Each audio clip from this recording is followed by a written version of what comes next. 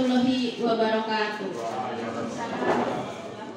Saya ucapkan terima kasih kepada Bapak Kepala Sekolah yang sudah mempersilahkan saya untuk menyampaikan aksi nyata saya, yaitu terkait mengapa kurikulum perlu dirubah. Saya ucapkan terima kasih juga kepada guru-guru yang telah bersedia hadir pada hari ini untuk bersama-sama kita nanti berdiskusi terkait kurikulum. Kalau boleh saya cerita, sebenarnya ini adalah aksi nyata dalam pelatihan yang saya ikuti di platform Merdeka Mengajar, Pak Kepala. Jadi yang kemarin tindak lanjut yang sudah saya sampaikan kepada Bapak Ibu terkait PMM. Nah, itu pelatihannya itu tidak sekali langsung selesai, Bapak Ibu ya. Ada beberapa modul yang harus diselesaikan, kemudian ada tesnya juga, dan ini langkah terakhirnya. Sebelum dapat sertifikat, maka kita harus menjalankan aksi nyata. Nah, aksi nyata itu ada berbagai macam. Bisa sosialisasi seperti yang saya lakukan ini, bisa juga praktek pembelajaran di kelas, bisa juga membuat media ajar, ya, yang suka buat video ataupun poster dan lain-lain itu bisa. Jadi aksi nyata itu tidak harus sosialisasi. Nah, saya Pak Kepala memilih untuk sosialisasi ini karena momennya pas. Momennya pas dengan karena sekarang sekolah kita sedang mengadakan workshop implementasi. Jadi saya memilih untuk aksi nyatanya itu dalam bentuk sosialisasi biar nyambung. Nah, nanti jadi sebelum materi yang disampaikan oleh Pak Sumaidi dan Pak Zul mungkin, jadi saya ingin menyampaikan mengapa kurikulum itu perlu dirubah. Nah, jadi sebelum kita menyusun nanti kita harus memahami dulu mengapa kurikulum itu perlu dirubah. Nah, jadi Bapak Ibu, kita sebagai seorang guru di sini harus paham. Yang pertama yaitu tentang apa sih sebenarnya kompetensi yang dibutuhkan oleh peserta didik, dan juga bagaimana seharusnya cara mereka untuk belajar, dan juga kurikulum seperti apa yang cocok atau yang semestinya digunakan.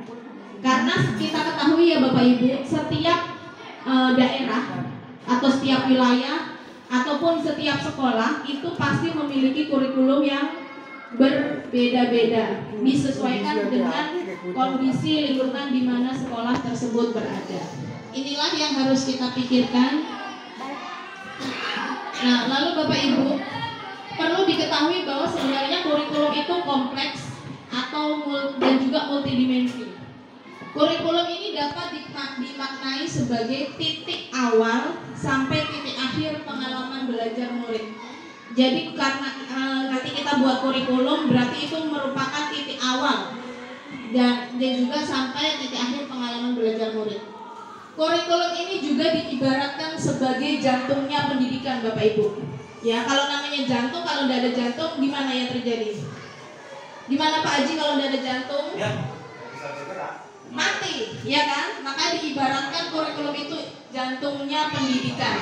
Jadi ketika jantungnya berhenti, maka juga apa yang akan terjadi di sekolah ini juga tidak bisa berjalan secara maksimal.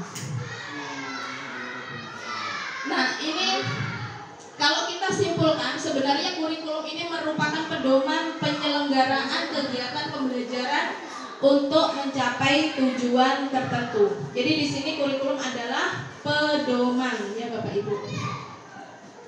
Nah, ini ada salah satu tokoh yaitu Ralph Tyler dalam bukunya The Basic Principle of Curriculum. Di situ menyebutkan komponen kurikulum itu ada 4, Bapak Ibu. Yang pertama ada tujuan, konten, metode atau cara, dan juga evaluasi. Nah, lanjut. Ini menurut sebagian atau beberapa negara, tidak hanya di Indonesia, ada beberapa negara lain, itu mengklasifikasikan komponen kurikulum menjadi 3. Ada tujuan pembelajaran atau konten, ada panduan pedagogik, dan ada panduan asesmen. Komponen itu dapat kita gunakan dalam mendesain kurikulum dan pembelajaran berdasarkan kebutuhan murid. Mulai dari kompetensi apa yang ingin dimiliki murid, sampai proyeksi masa depan dan bagaimana cara mewujudkan atau mencapai kompetensi tersebut. Nah, jadi di sini titik fokusnya adalah murid ini menjadi acuan atau core dalam kurikulum itu sendiri. Jadi ketika kita ingin membuat kurikulum, dasar atau utamanya adalah kebutuhan dari murid. Seperti itu ya Bapak Ibu.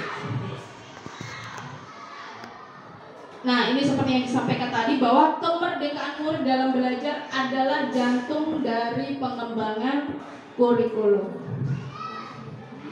Nah, lalu di sini yang selanjutnya, apa peran dan fungsi kurikulum itu? Kurikulum ini berperan sebagai pedoman atau acuan dalam pembelajaran. Fungsi kurikulum sebagai bagi guru di sini adalah untuk memandu dalam proses belajar murid.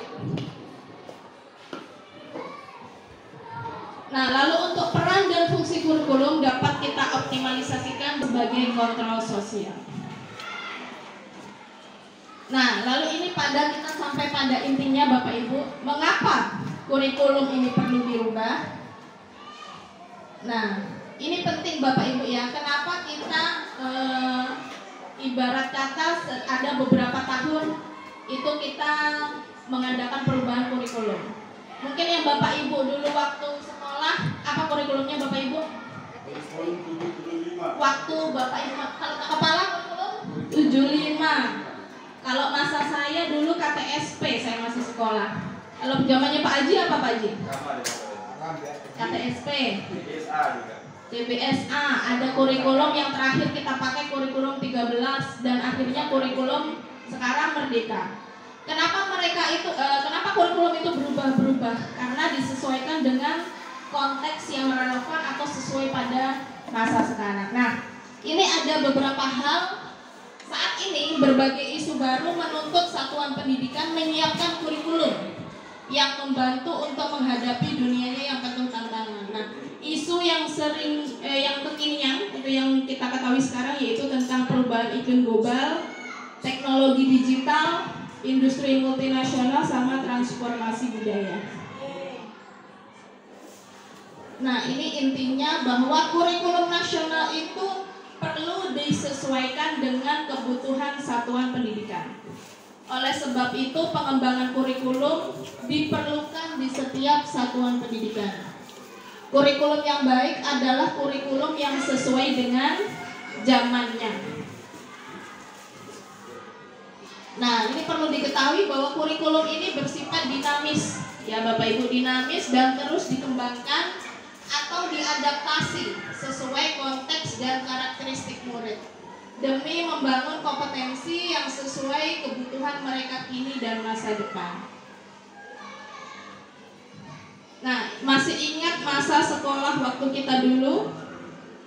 Kalau kita berangan-angan waktu sekolah, Bu Eni misal, waktu sekolah dulu gimana pembelajarannya? Kalau mencari sumber belajar gimana Bu Eni? Di perpus, ya. Kalau zaman dulu di perpus. Zamannya Pak Susia di sekolah kalau nyimpen data pakai apa Pak? Kalau ada tugas masih pakai buku. Bapak Ibu ada yang sudah sampai ke disket dulu. Kalau zaman saya SMA sudah disket. Kalau nyimpen file belum ya? Belum. Zamannya Pak Awan belum ada disket dulu ya. Zaman saya sekolah sudah pakai disket kalau nyimpen data. Setelah itu melalui perkembangan, ada apa setelah disket itu Bapak Ibu?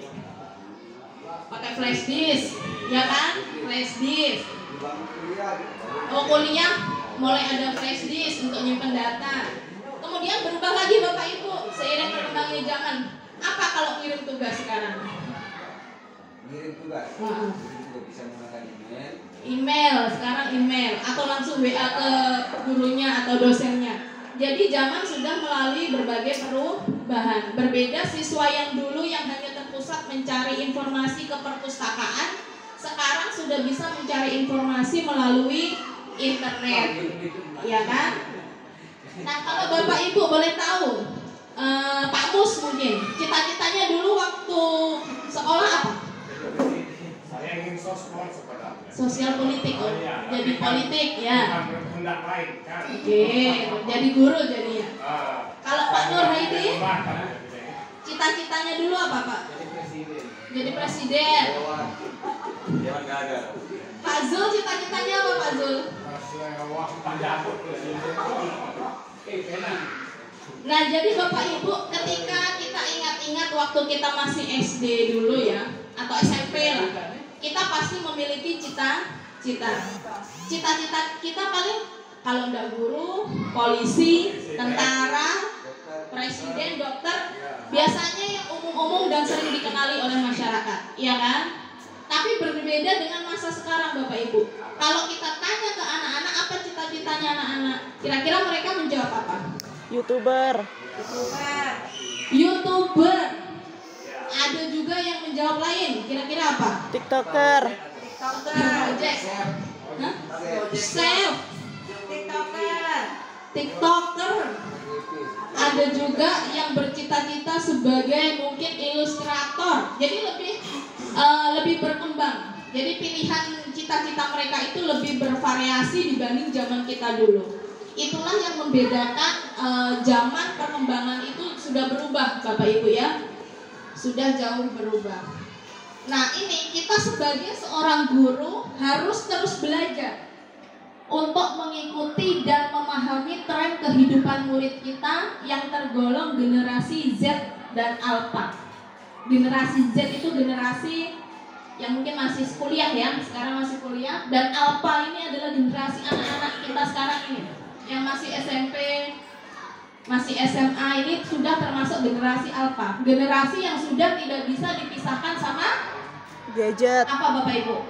Gadget, media sosial. Makanya disebutlah generasi Alpha.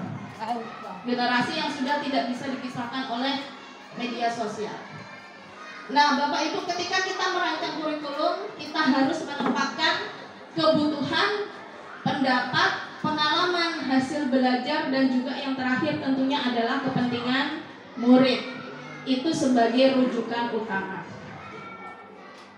Nah, sejatinya Bapak Ibu bahwa kurikulum ini dirancang untuk murid. Nah, agar dapat mewujudkan seluruh kompetensi yang diharapkan dari kurikulum, maka semua pihak harus berkolaborasi secara maksimal. Nah, itu salah satu yang kita lakukan sekarang ini.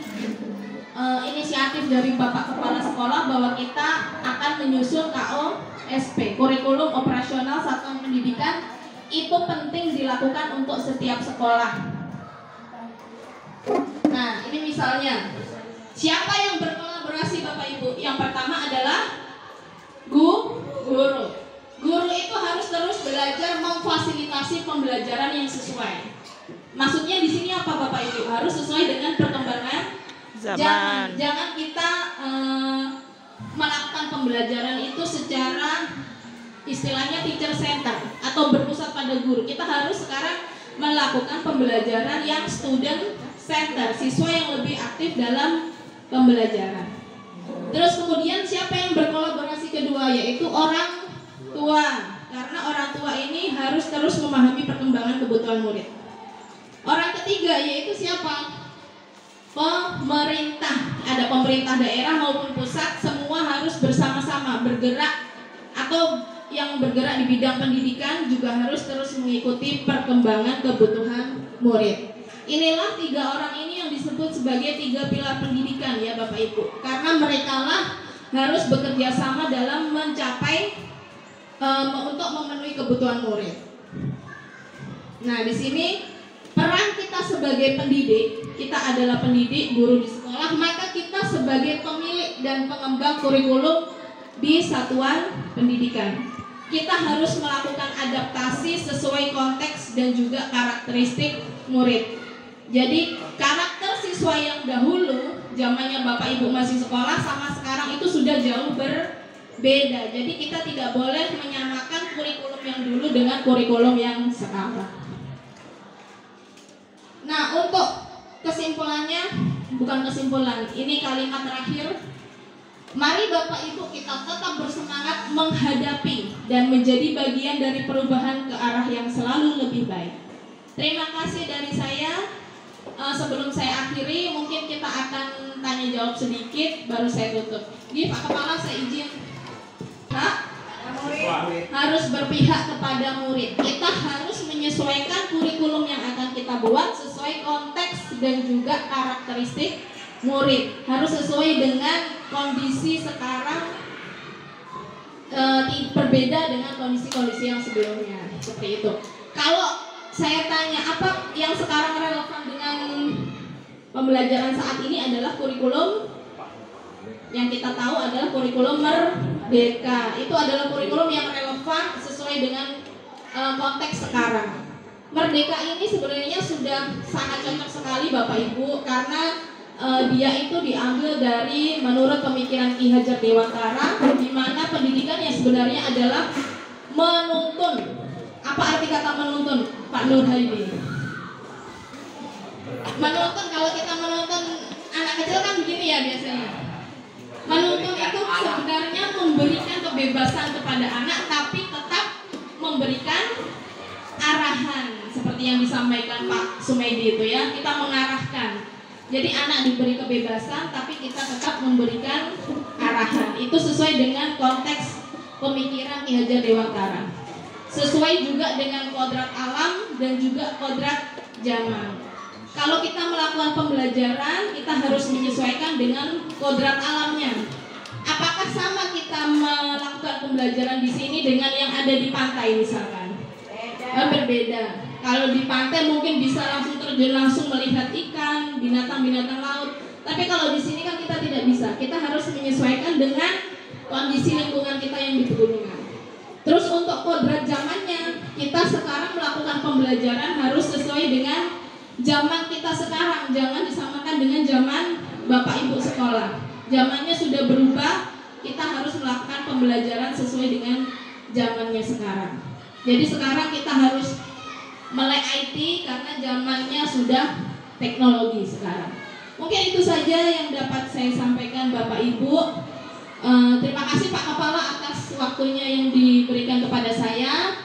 Alhamdulillah saya bisa mensosialisasikan kepada Bapak Ibu terkait kenapa kita pentingnya untuk merubah kurikulum di satuan pendidikan kita.